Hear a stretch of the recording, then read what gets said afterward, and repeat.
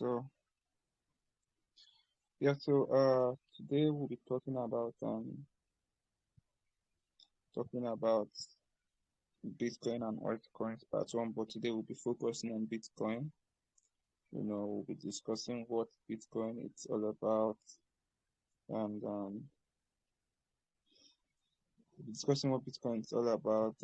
the impact Bitcoin has had in the market all this while. I know even in our last class, even in our last class,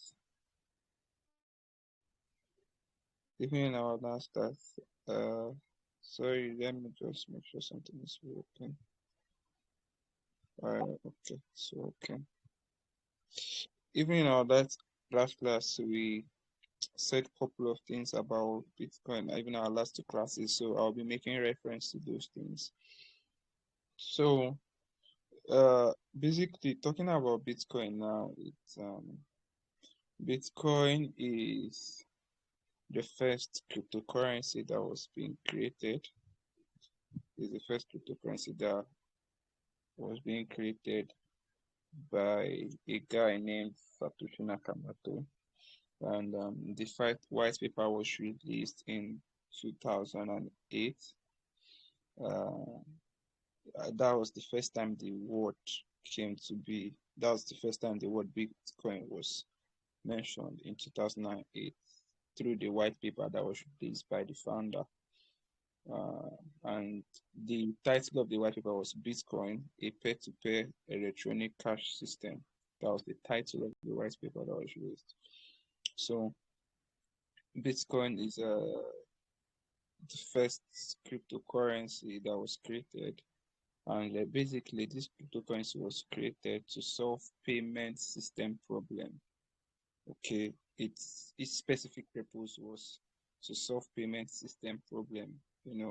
There was a traditional way of payments, the banking system, with the whole thing, and this guy Satoshi came up, leveraging on the blockchain technology, built cryptocurrency and the decentralized payment system, where that you could transact end to end, person to person. That was just the idea of the Bitcoin. Person to person, peer to peer, that is person to person, P2P, whatever you want to call it, peer to peer, person to person, P2P. It was a form of payment that there was this peer to peer simply means an absence of a third party. We know that in the normal payment system that we have the bank, this bank serves as a third party. So I, Noel, who wants to send money to, okay, who is on the call now? Maybe I want to send money to Benji. Okay, I'll have to first of all open a bank account, then, okay, let's just say I already have a bank account and Benji already has a bank account. So for me to send that money, I have to my bank must have to approve that transaction, then send out the transaction, then Benji's bank have to approve the transaction before they credit Benji. So when there is a fault in this bank's server, okay, that is why they say, oh, they sent money. You see money that was sent, it will be hanging pending transaction for this, writing pending transaction, see for days, pending transaction. But in the Bitcoin was introduced to solve this kind of shitty problems, because you can never say that the blockchain is undergoing maintenance, because it's actually being updated. It's a real-time system. It's a real-time technology. So it's not being powered by a particular source. There are different nodes that are powering the Bitcoin blockchain now, since we're talking about Bitcoin. So yeah, so that's a little introduction about what Bitcoin is and what's the purpose of its creation, the primary purpose of its creation. So fundamentals of Bitcoin. Bitcoin is a digital currency that operates independently of a central bank. So I'll just give these fundamentals, just key features of what the Bitcoin is all about. Today's slide is not going to be very long because okay, like I said, why I'm actually taking time to give these fundamentals is because a lot of people have transacted with Bitcoin not knowing what it's all about. I feel and I strongly believe that before you get into a system, you need to have a good background knowledge about it. And why many people make most mistakes in the path in the market, is lack of fundamentals. Some people don't even know, oh, this is how the blockchain works. You know, even in the Degen world is now trending, the Degen trading and everything is trending. But people, but even in the Degen that you feel like, oh, yeah, maybe you gamble, but there's a part to it that you don't gamble. There's what you call on-chain analysis, where you actually analyze a particular project, check some factors. So you don't just ape anything you like out there. If you randomly ape projects, you randomly lose money. Okay, if you randomly buy projects, you randomly lose money because many things are coming out every day in the name of project. So you have to have a good knowledge, fundamental knowledge, where you can be able to, okay, you've checked, okay, you've dotted your I's, crossed your T's, checked out that, okay, this is something that sometimes even without doing any analysis, from me looking at the project, because of the past experience or knowledge you have about, how the whole particular market works, you should know that, oh, this one is a no-no. Like one core thing when doing the gene is you don't ape a project that doesn't have a community. It's as basic as that. Don't go buy any project that doesn't have a community, whether Twitter, whether Telegram. It's not like every project that has a community is that means that they are sure or they are legit. But at least you check that safe side of it so that it reduces a lot of money you will lose, because it's obvious that any project that doesn't have a community, they don't want to last. That doesn't have a website, they don't want to last. So they just want to, do something very quick and good. You understand? So that is just for illustration purposes. So back to what we are talking about, fundamentals of Bitcoin. Bitcoin, like I said, is a digital currency that operates independently of a central bank. So this Bitcoin now, it doesn't need the bank to function. It functions on its own and in a decentralized manner. And this Bitcoin is being powered by the blockchain, public blockchain now. Because when you talk about blockchain, we have the public, the private, the hybrid, and the consortium blockchain. So the public blockchain now, this Bitcoin was actually what introduced the public blockchain. So this Bitcoin, the creation of Bitcoin or cryptocurrency, is what introduced the public blockchain. So even though some the private blockchain, they have their use cases, some corporate bodies use private blockchain just for their own purpose. But the public blockchain, where you can see there is openness, transparency, you can check, you can go on chain and see, okay, this particular wallet has so amount of Bitcoin, or so amount of Bitcoin was moved. Even though there's anonymity because you might not know the person that has the wallet, but information about everything that happens on chain is there. Everything that happens, every transaction that happens online has its information. There's a receipt that records every transaction on the blockchain. So these data are being stored on the blockchain, so you can pull them anytime you want. That's why we can like mentioning Degen again, you can track wallets and you can see, oh, this person made a profitable trade, and you can now have bots technologies that you can use to track a particular wallet. So once this wallet enters a trade, it alerts you. So and things like that. So yeah, let me not digress so much. Okay, transaction using Bitcoin cannot be subverted or changed haphazardly. So this simply means, or this is simply talking about manipulation. You cannot manipulate transaction. You can't manipulate transaction. I know even this is comparing this to our local banking system. The local banking system is very, very messy. Those guys are real-time criminals. I was watching a video one day when there is a company that run, and what this company does is to those who borrow from the bank, okay, like maybe a company borrows from the bank and the bank gives them the profit interest. So this company, what they do is to track your transaction, your statement of account with the bank, to find out if these banks are actually stealing from you. Okay. And from the track record so far, those people have, like, every client they've had has been positive. Like every client they've had, that the bank has been actually been stealing from them. So what they do is, when they find out, oh, the bank is stealing from you, and they follow up the case, they get 20% of whatever the bank has stolen from you. Okay. So this is what the company stand for. So this to show you that this third party system are doing a lot of shady stuff. It's just that we have learned to trust them, or we don't have any choice than to trust them, because they provide them.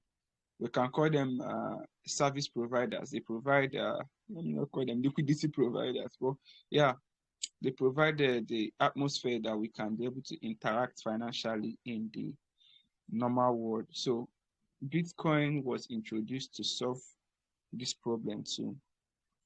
So the blockchain is a shared public ledger on which the entire Bitcoin network relies. All right. So every transaction requires consensus. So I don't know if you have been in our last class. You should have been here when we discussed consensus mechanism. Consensus mechanism is simply how transactions are being carried out on different blockchain. Like the process of approving a transaction on different blockchain. This is simply what consensus mechanism means. So the process of approving a transaction on a blockchain. So the Bitcoin blockchain has its own consensus mechanism. The Ethereum blockchain has its own consensus mechanism. So many others, I think Binance does, different blockchain networks have their different consensus mechanisms. So yeah, for that of Bitcoin uses the proof of work consensus mechanism. I think we'll be talking about that later. So every transaction requires consensus, and the reward for those facilitating this transaction are hard coded. So when this consensus mechanism is being carried out, a reward is being given to those people. Like I said, consensus mechanism is simply verifying a transaction on the blockchain. So when this verification is being carried out, the people who verify this thing, or the person that verifies that particular transaction, okay, is being rewarded. So, and that's the process now. It's called mining. Okay, so consensus mechanism, approving a transaction, and mining are three of them are dancing around the same thing. So the earning part of it is where the mining side comes in. I don't know if you understand what I'm saying. Please, if you're still with me, can you just say something? Are we still together? I'm with you. Yes, sir. I'm with you. All I'm right. here. I'm here. All right. Yeah, Cool. yes, you're audible. Cool. Cool. Following. Cool. Cool. So the Bitcoin mining is a process of adding transaction record to the Bitcoin public ledger or past transaction or blockchain. So this was simply what I just explained earlier. So this is what Bitcoin mining is all about, adding transaction, approving transaction.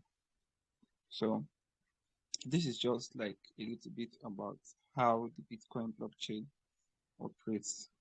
So, okay, talking about the history of Bitcoin, I think we've talked about the history of Bitcoin a lot. So, I won't waste time in this side. You can refer to I think our last class, or our last two classes, it was our last class when we were talking about cryptocurrency. We had to visit the history of cryptocurrency. We talked about Bitcoin, Ethereum, and so.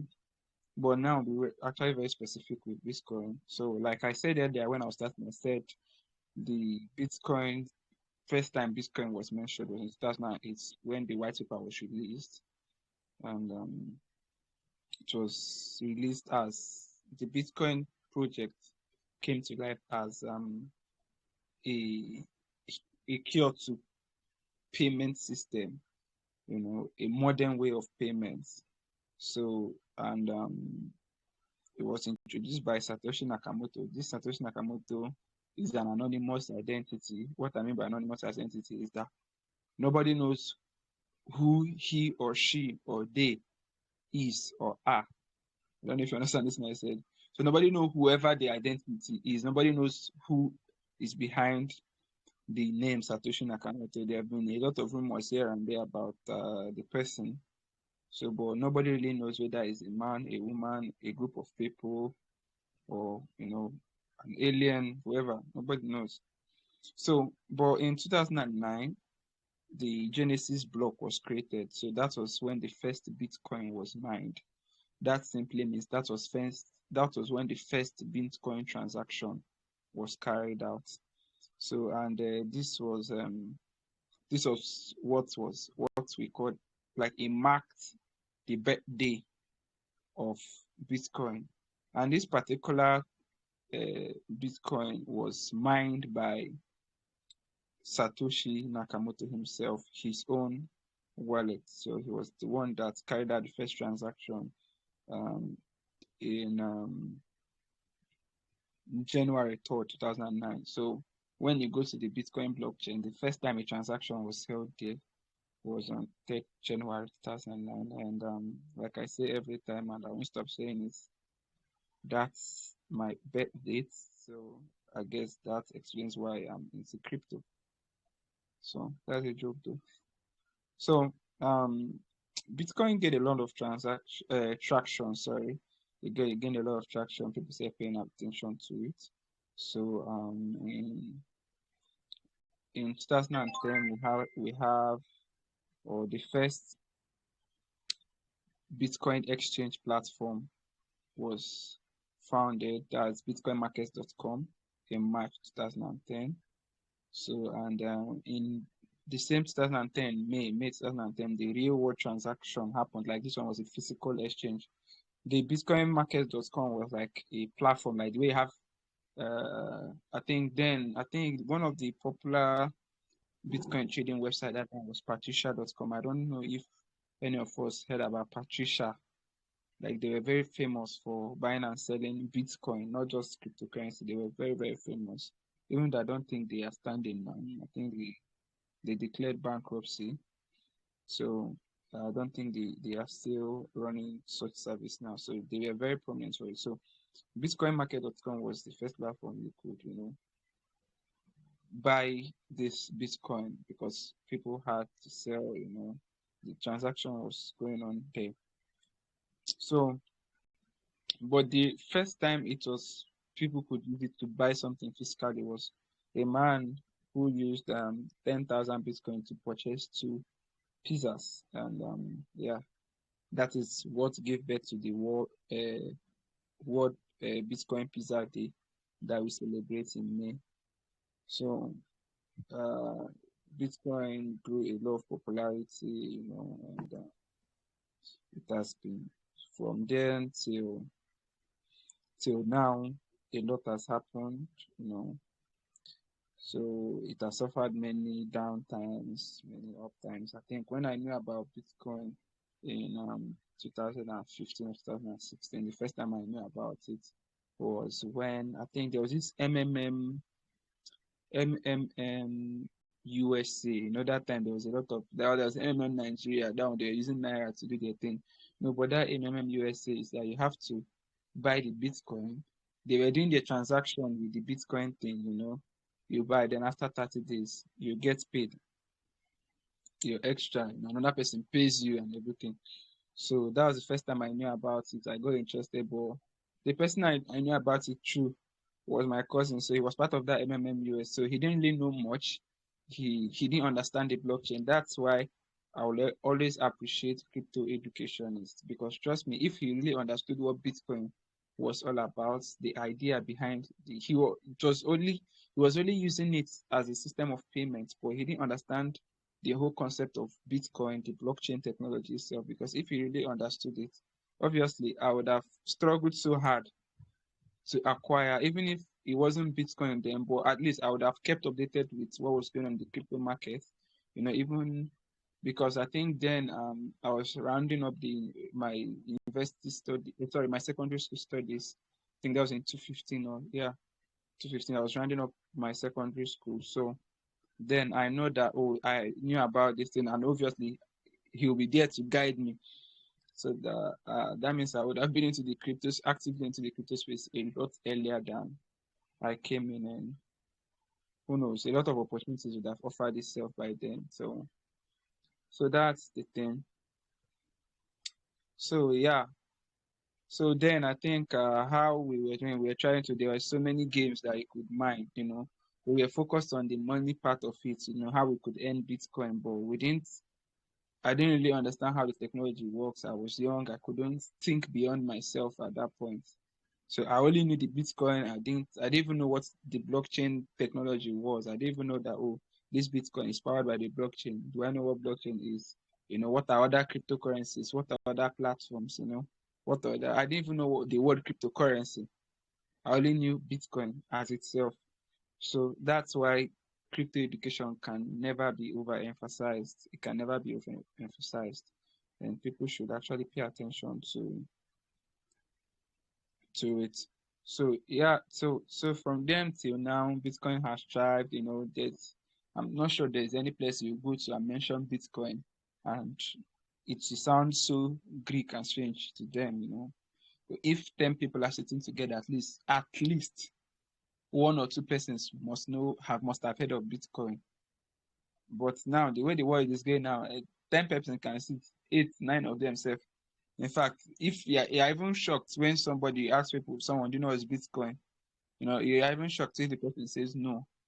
Okay, so that's how Bitcoin has, gotten so popular in these years from 2008 that it was first introduced till now. So I think the all-time high was some say $70,000, some say 69. I think some exchange traded up to 70,000. I think Binance was 69, but I think there's an exchange that traded up to $70,000 then on Bitcoin. So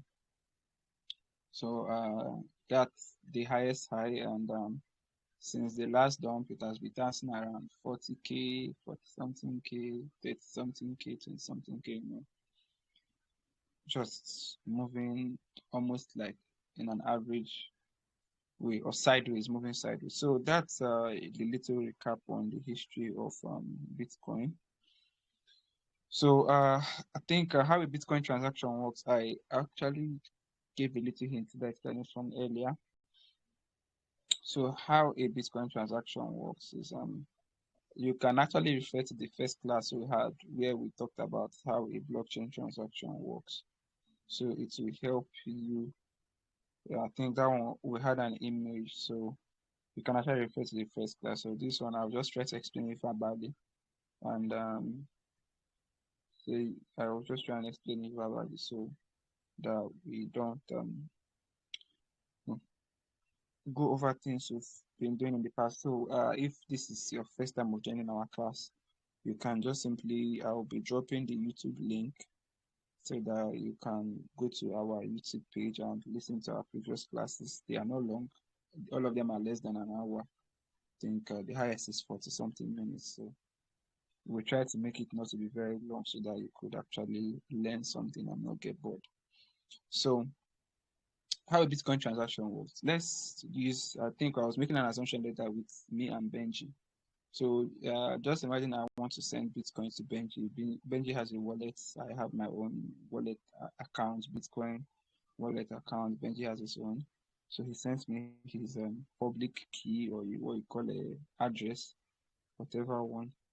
So send me his Bitcoin address. Okay, send me 0.2 BTC. So send me 0.2 Bitcoin. Like when I mentioned BTC, like I said, that is the ticker for Bitcoin. When I say BTC, like I said, it's not abbreviation, it's ticker.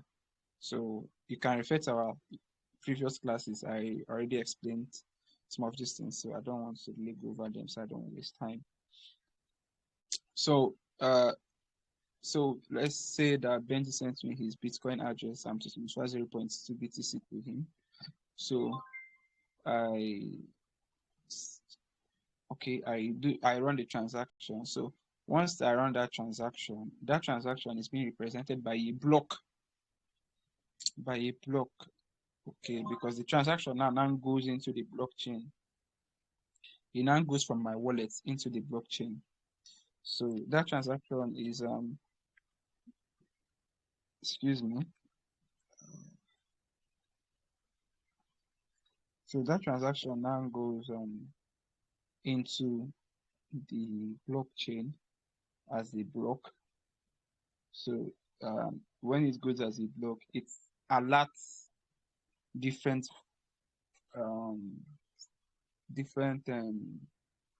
miners, as the case may be, or different nodes, computer nodes, to approve the transaction.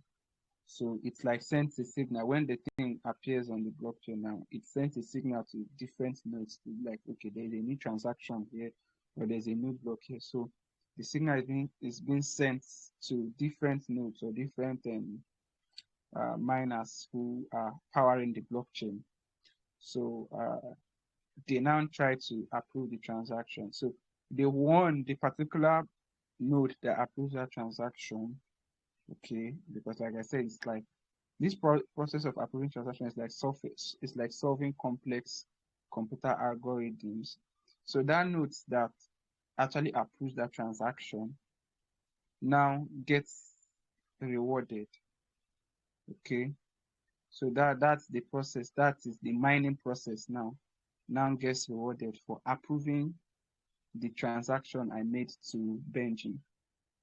So once that transaction is being approved, to show that, oh, this transaction is a legit one, I'm actually sending 0.2 BTC to Benji, and every other system agrees. So once I get my reward for approving that transaction, the transaction automatically stores into the blockchain. Once that, like, the transaction is presented as a block, so the block is chained to other blocks in the blockchain. So that transaction now is stored with other set of transactions we've had in the past in a block and chain form. So that is where we actually have the word blockchain. So this is simply because of the way informations and data or transaction are being stored. So the transactions are stored in blocks and they are linked together in chains. So that's the whole idea of the blockchain thing. So once it's been stored in the blockchain, the Benji gets an update that so money for 0.2 BTC has been sent to your wallet, So this is how it works. This is how it works. So this is simply how a Bitcoin transaction works. So this is the image of a Bitcoin. So in case you see it online anywhere, hope you can still see my screen.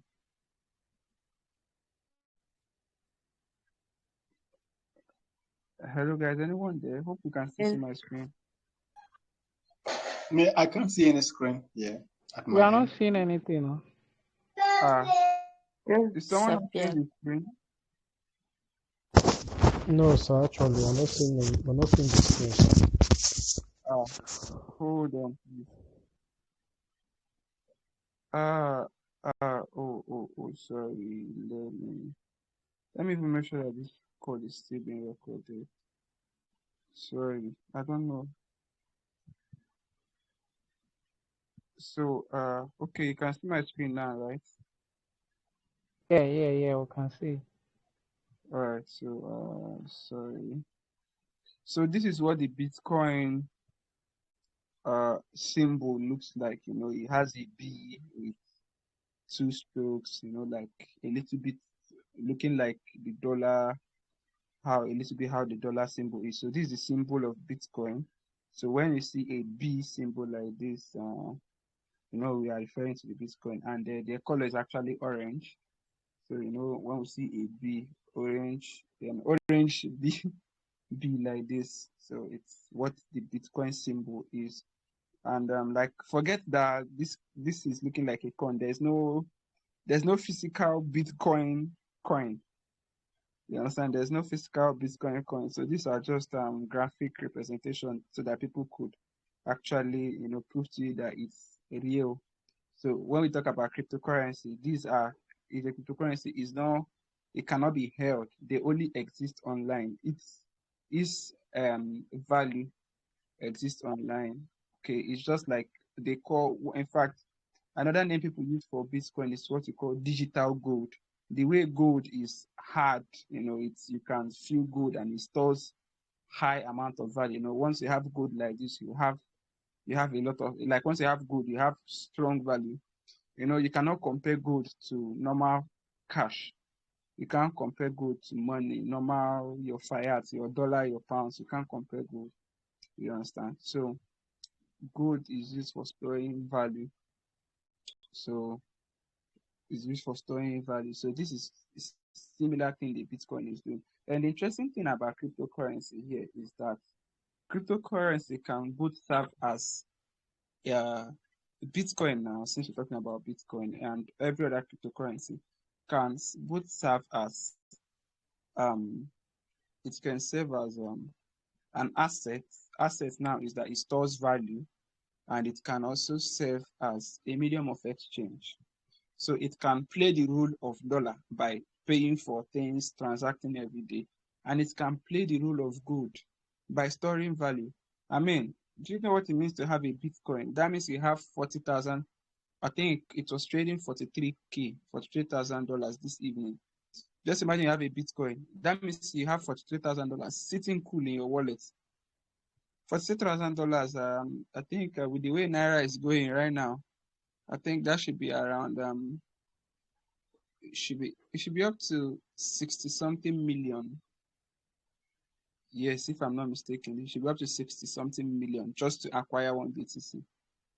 Okay, that should be up to 60 something million if I'm not mistaken at all. If I'm not mistaken at all.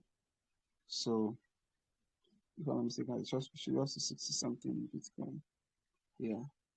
So that's the thing. That's the thing. So this is the symbol of it. So like I said, it can work in different formats. It can work as an asset value store, an asset that is store of value. Then it can work as, you know, an exchange means of transaction, which was part of the original plan of Bitcoin. So this is what the symbol looks like.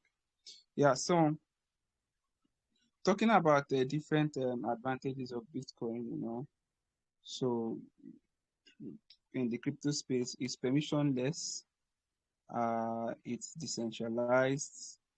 Bitcoin has a limited supply, and that's one unique thing about it. Many cryptocurrencies they don't have a limited supply. Bitcoin, I think you can just have about I think the total supply of Bitcoin. How many million is that again? Can somebody help me with that? Say it's 10 million. I think 21 million. 21 million, 21 right? million.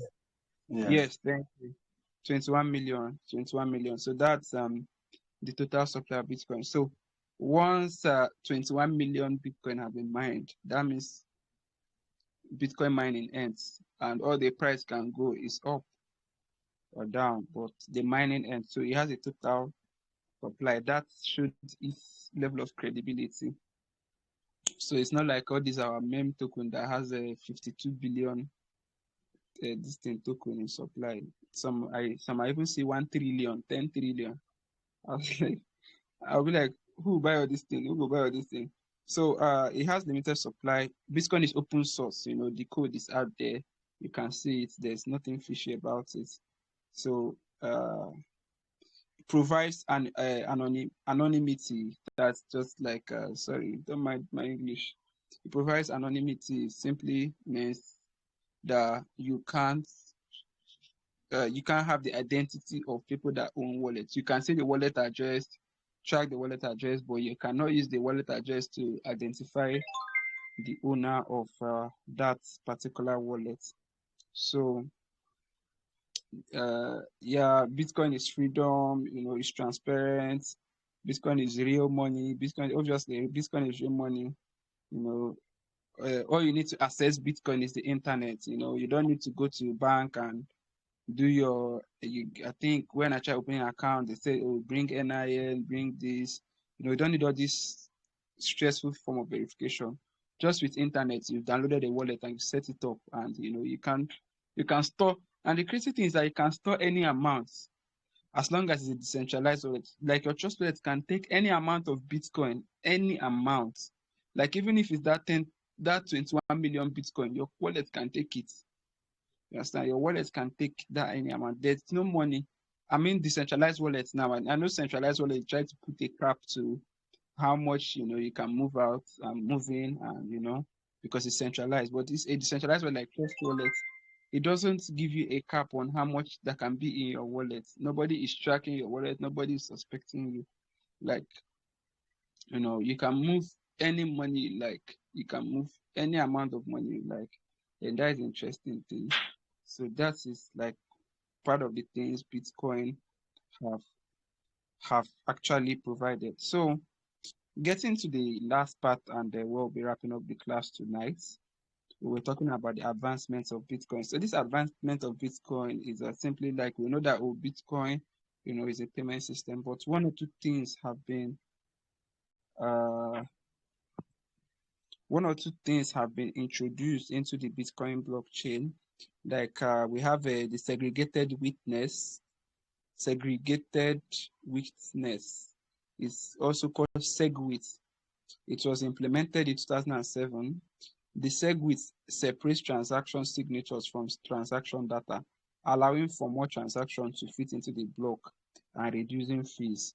So this SegWit, these are like technical upgrades that the Bitcoin blockchain has undergone, some improvements. So this SegWit now helps differentiate data, transaction data, and transaction signatures. The blockchain stores everything. When you want to sign in, it saves information like that you've approved, like you've signed in this particular wallet. So all these data are being stored differently, so that you can have a lower fee for transaction. Then we have the Lightning Network. The Lightning Network, this is an off-chain scaling solution. It was initiated around the same time when the SegWit was initiated. That should be in 2017, sorry. It aims to enable faster and cheaper transaction by conducting some transaction off the main blockchain. So this Lightning Network it's like an off-chain system of payments. All right, so because when you are doing a transaction on the Bitcoin blockchain itself, it's costlier, it's slower. So they created an off-chain pathway where you can run a Bitcoin transaction, but this is not being recorded on the main blockchain itself. So you can read about off-chains you can browse about, I think that's the assignment. Go and read about off-chains, on-chain, what do they mean, and how do they function. So different kind of chains. You have a off-chain, on-chain, you have side chain. So there are a lot of them. So read about 3 of them and know what they are. And like I said, we are coming up with something very soon at Caspid, and these assignments we are giving you is they could come in form of a quiz, and this quiz could be rewarded, So take the assignment serious. Take the assignment serious. I know the assignment you gave in the other time was when we were talking about how to how to create an alternative wallet, or how to view an account with just a wallet address. How you can just use the wallet address to view how much someone has in his wallet, but you cannot be able to move it. So it's just like a view only signing system. So I don't know how many of you are able to do that, but if you haven't, try and do it, because questions will come from there. So we have also another upgrade that has been done so far on the Bitcoin blockchain is the Taproot upgrade. It was activated in November 2021. So this Taproot simply enhances privacy and scripting capabilities. It enables more complex smart contracts and improves the efficiency of multi-signature transaction. So this is simply what the multi-signature transaction is: a multiple signature transaction, like something like a corporate wallet. It's not like a single person doing a transaction. So this is what the Taproot upgrade did. So you have the Schnorr signatures. I think this Schnorr, the spelling is somehow SCHNORR, SCHNORR. Sorry, I would have written this thing on my slide. I would have written this on my slide. I think that was so, but you can get the spelling SCHNORR. Schnorr. I don't know whether my pronunciation is correct, but Schnorr signature. So part of the Taproot upgrade, Schnorr signature improves efficiency and privacy compared to the traditional ECDSA signatures. Okay, so this was just part of it. The Schnorr signatures is part of the upgrade that Taproot did, so that you could multi-sign a transaction. You could multi-sign a transaction, that a smart contract can be written and more than one person can approve it. So that's just the multi-signature thing. That's what it's all about. So so this is basically for everything, or the basic things you need to know about the Bitcoin blockchain. So does anybody have a question? Does anybody have a question? I think I should just stop the recording.